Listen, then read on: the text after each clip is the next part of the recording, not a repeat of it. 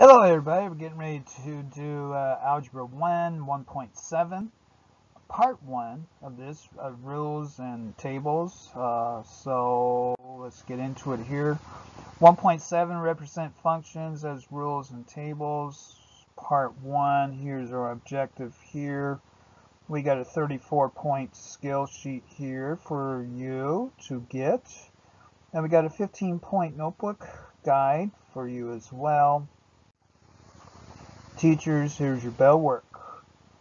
Let them read through this, handle this, and they might do better if they had part 2 and 3 of lessons, but let's see what they do here. Give them 5 minutes. Okay, welcome back everybody.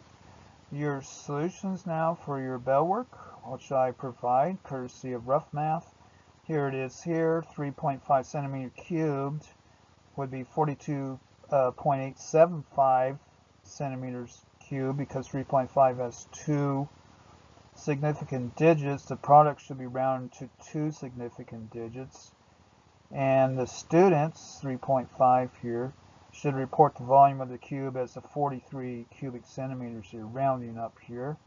And then for number 2, Edmund, because milliliters are a smaller unit of measure than liters, his is the more precise measurement here. Milliliters over liters. Milliliters over liters.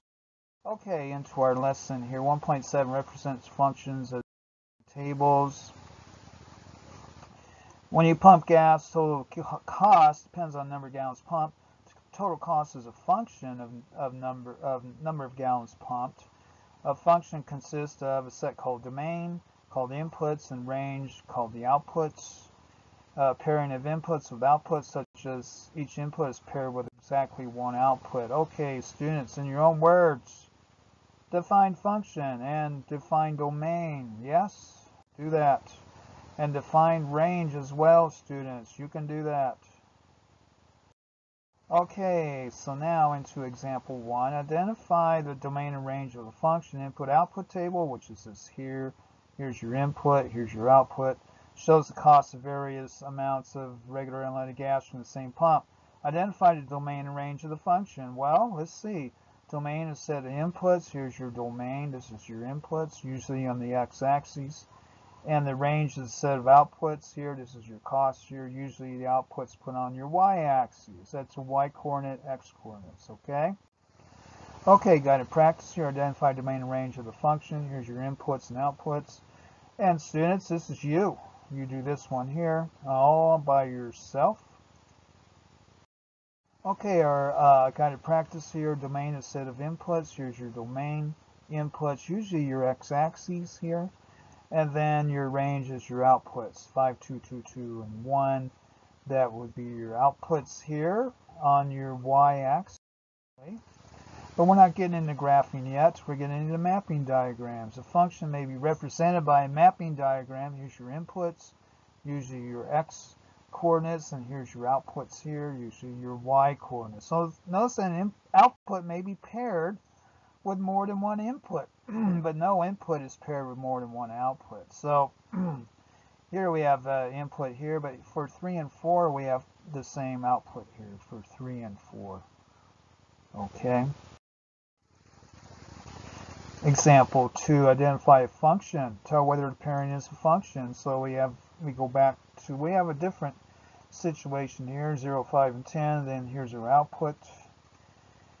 Pairing is not a function because the output 0 has 2 outputs here. This input has 2 outputs. So when you have an input here, which do you get? Well, is it 2 or is it 3? It could be either one. So that's not really workable as a reliable method of investigation, so far as like input being a 0. And then again, for 0 here, on this situation here, the pairing is a function here. We have a different situation here with this table because each input is paired with exactly one output. So we have only one output per input here, not something like this. Okay, tell whether the pairing is a function. Students, this is you here. We're going to do this one up here. Okay, tell whether pairing is a function. So we have this situation. We have this table here, don't we?